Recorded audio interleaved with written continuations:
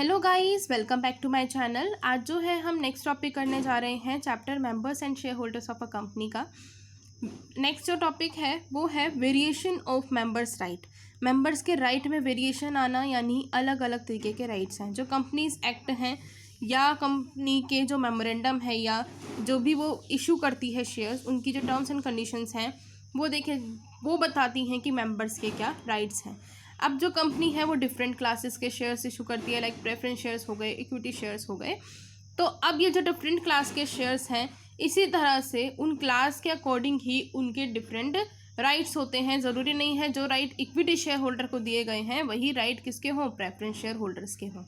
ठीक है, तो इनके अलग अलग राइट होते हैं।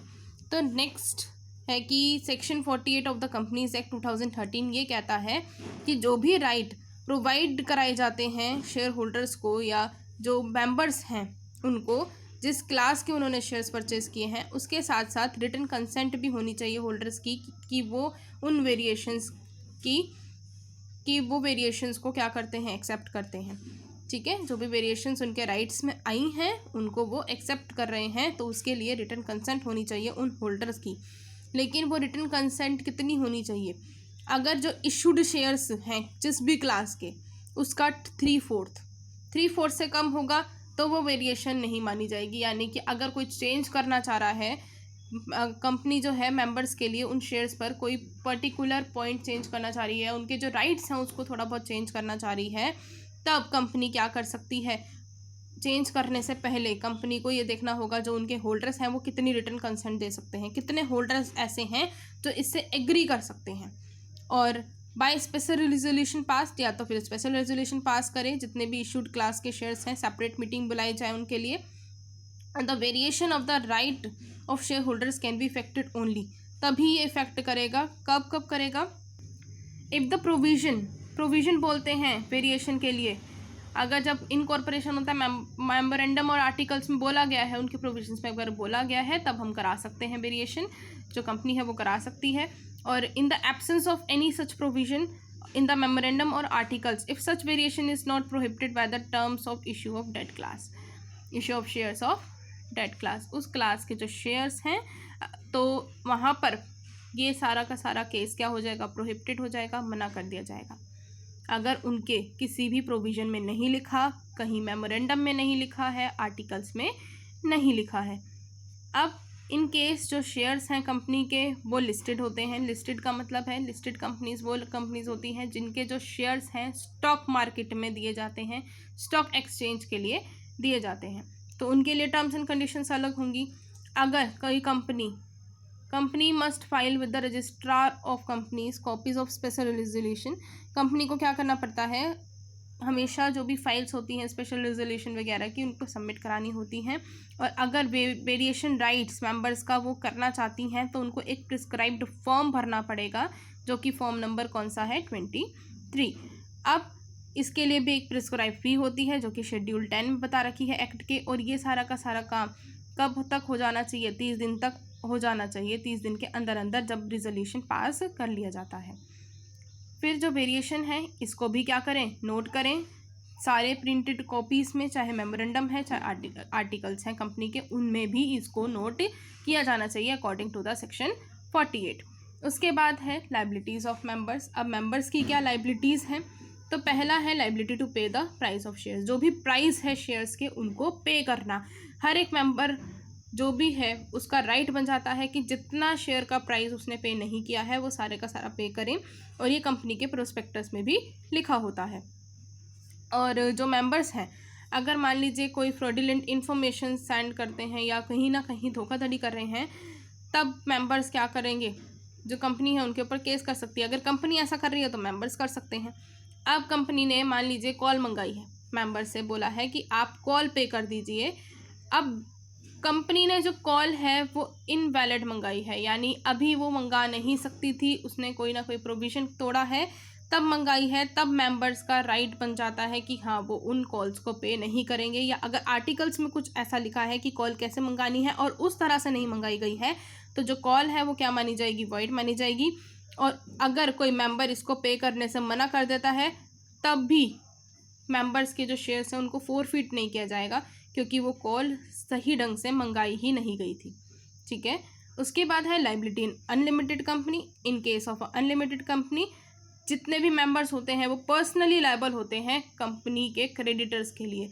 अगर कभी कंपनी की सारी एसेट्स या जो है ख़त्म हो जाती हैं, तब वो अपनी पर्सनल एसेट्स को सेल कर कर उन कंपनी के क्रेडिटर्स को क्या करेंगे, पेमेंट करेंगे। अब liability in company limited by guarantee. अब जो मेंबर्स हैं, मान लीजिए उन्होंने कहा था कि अगर कभी वाइंडिंग अप होता है कंपनी का या कभी कंपनी को ज़रूरत पड़ती है तो मैं 1,00,000 रुपये कंपनी को उस समय दे दूंगा। तो जितने तक की उसने गारंटी ली थी उतने तक के लिए वो लायबल होगा कंपनी के लिए। ठीक है, उसके बाद है liability in case of reduction of members below minimum.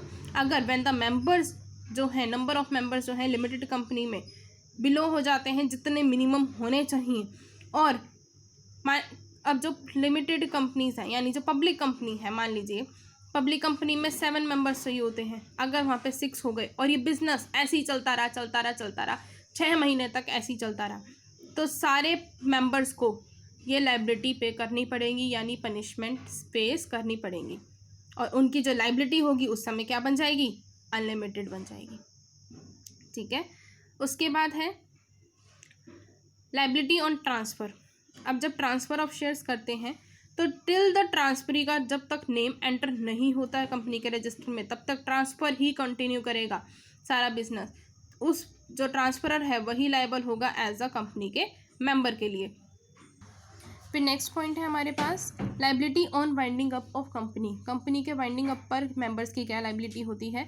अगर कंपनी का वाइंडिंग अप हुआ है 1 साल के अंदर अंदर, तब जब ट्रांसफ़र किए गए थे शेयर्स को, और जो ट्रांसफरर है वो उस टाइम पर भी लायबल होगा, क्योंकि अगर 1 साल के बाद इनका वाइंडिंग अप होता, ट्रांसफर ने जो है, मान लीजिए किसी ए पर्सन ने शेयर्स का क्या किया, ट्रांसफ़र कर दिया, और उसके 1 साल के अंदर अंदर क्या हो गया, वाइंडिंग अप हो गया।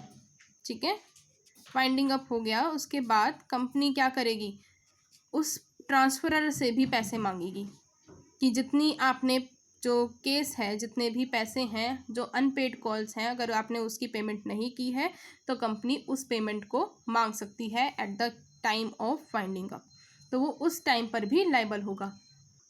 फिर नेक्स्ट पॉइंट आता है हमारे पास liability as member. As member से उसकी क्या लाइबिलिटी है, when a person has not agreed and does not want to become a member of the company but his name has been entered in the company's register of members and he does not raise any objection, he is deemed to be member and is liable as such। यानी कि अगर कोई person ऐसा है जो agree ही नहीं है और साथ ही साथ वो मेंबर नहीं बनना चाहता कंपनी का, लेकिन उसका नाम लिखा हुआ है और तब भी वो कोई ऑब्जेक्शन नहीं उठा रहा, तब वो कंपनी का मेंबर माना जाएगा और सारे कामों के लिए लायबल होगा। उसके बाद है increasing the liability with the consent of members. अगर कंपनी जो, if the liability of a member is increased under the provision of the act, तो member shall be liable only if he gives his consent to such increase. अगर company चाहती है कि जो members की liability है वो थोड़ी इंक्रीज़ कर दी जाए, लेकिन तब करेगी जब सारे के सारे जो मेंबर्स हैं, यानी वो वाला जो मेंबर है मेनली जिसकी लाइबिलिटी वो इंक्रीज़ करना चाह रही है, उसकी कंसेंट होने के बाद, अदरवाइज़ वो नहीं कर सकती कंपनी। उसके बाद है taking shares in fictitious name. अगर किसी होल्डर ऑफ शेयर्स, यानी जो भी शेयर्स हैं उसको अलग अलग नाम से लिया गया है और वो एक ही पर्सन है, तब वो सारे शेयर्स के लिए भी लायबल होगा। ये नहीं कहा जाएगा कि ये तो एक ही पर्सन है, इसने अलग अलग नाम से लिया है तो शेयर्स के लिए लायबल वो होगा ही होगा। तो आज हम करेंगे इतना ही टॉपिक, नेक्स्ट वीडियो में हम करेंगे नेक्स्ट टॉपिक। Bye bye.